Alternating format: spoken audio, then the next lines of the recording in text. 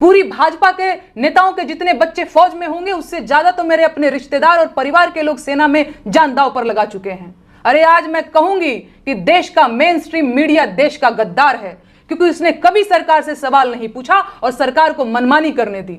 वो पूछें या ना पूछें, मैं बार बार पूछूंगी कि पहलगाम में 2000 सैलानियों के लिए सुरक्षा की व्यवस्था क्यों नहीं थी?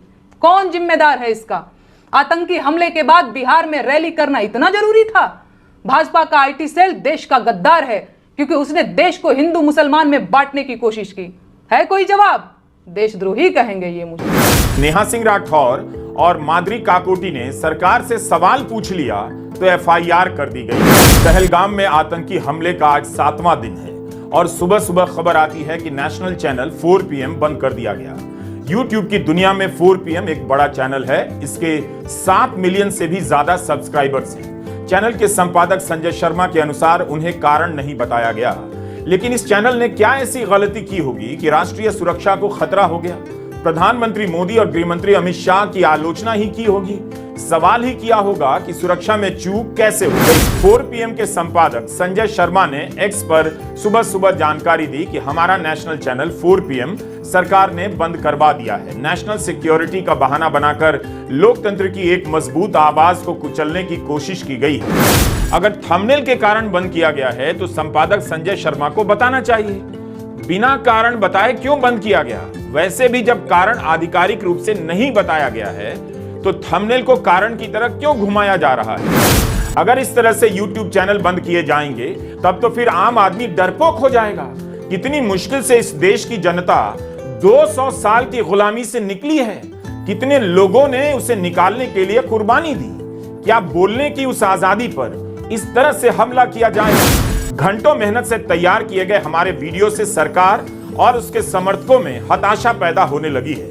उनका आत्मविश्वास कमजोर पड़ रहा है। अब उनके पास एक ही रास्ता है कि इन चैनलों को किसी भी तरह से बंद करवा दिया जाए।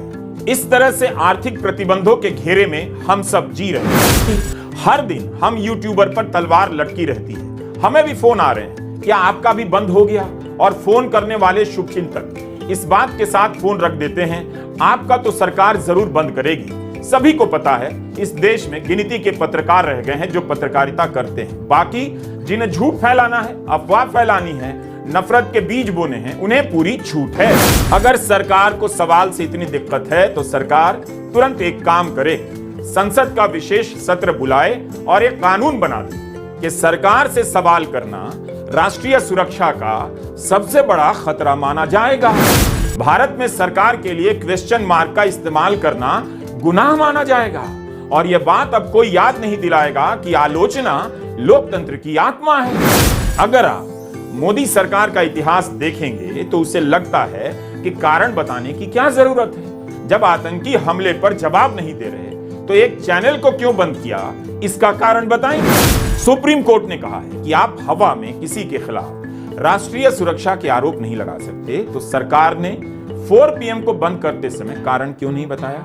सरकार को पता है अदालत में साबित करने से पहले मुकदमा चलने के नाम पर ही कई साल गुजर जाएंगे। ऐसे आदेशों से सरकार को अब कोई फर्क नहीं पड़ता। सरकार युवाओं को नौकरी नहीं दे पा रही, लेकिन जो लोग अपने दम पर छोटा मोटा चैनल बनाकर कुछ लोगों के लिए रोजगार का सृजन करते हैं उसे भी बंद करने के तरीके निकाल लाती है। क्या धमकी और बंद हो जाने के डर के बीच कोई अपना चैनल चला सकता है, किसी को नौकरी दे सकता है? क्या मोदी सरकार YouTube को ऐसे स्पेस में बदलना चाहती है जहां कोई उनसे सवाल ना करे? YouTube भी गोदी मीडिया हो जाए। जब बिना कारण बताए इतनी आसानी से अगर किसी का चैनल बंद किया जा सकता है, फिर ब्रॉडकास्ट बिल और अन्य नियमों की क्या जरूरत है? क्या सरकार को पता नहीं कि अभिव्यक्ति की स्वतंत्रता के मामले में सुप्रीम कोर्ट ने पुलिस को क्या फटकार लगाई? नेहा सिंह राठौर कविता लिखती हैं, गाने लिखती हैं, गाना गाती हैं, भोजपुरी में बहुत लोकप्रिय हैं, उनका गाना चारों तरफ सुना जाता है। पाकिस्तान में उनका गाना वायरल हो गया, तो क्या ये उनसे अपराध हो गया? गोदी चैनलों पर पाकिस्तान से वक्ता बुलाए जा रहे हैं, अनाप शनाप बोल रहे हैं, भारत के बारे में भी और भारत के प्रधानमंत्री के बारे में भी, लेकिन उन्हें तो किसी ने नहीं रोका, उन चैनलों को किसी ने बंद नहीं किया। पाकिस्तानी आकर भारत के चैनलों पर कुछ भी बोल सकते हैं, लेकिन नेहा सिंह राठौर बोलेंगी गाएंगी तो एफआईआर होगी।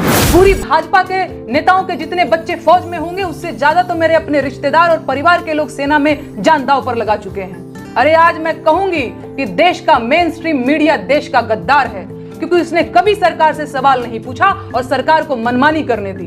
वो पूछे या ना पूछे, मैं बार बार पूछूंगी कि पहलगाम में 2000 सैलानियों के लिए सुरक्षा की व्यवस्था क्यों नहीं थी?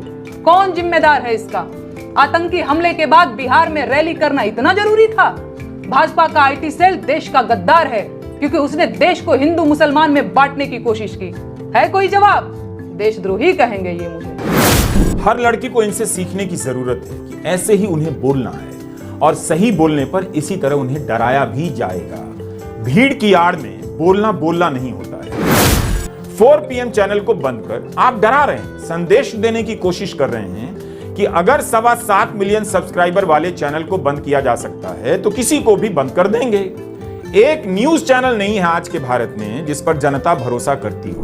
बीजेपी के वोटर भी समझते हैं कि गोदी मीडिया पत्रकारिता के लिए नहीं है। बीजेपी के कार्यकर्ता भी समझने लगे हैं कि ऐसी क्या बात है कि कोई इस सरकार से पूछता नहीं और पूछने पर सरकार परेशान हो जाती है। 26 लोग मारे गए, उनके परिवार के लोग सरकार और गोदी मीडिया की तरफ जिंदगी भर देखेंगे कि सुरक्षा देने का काम किसका था। जिसका था चूक उसकी थी।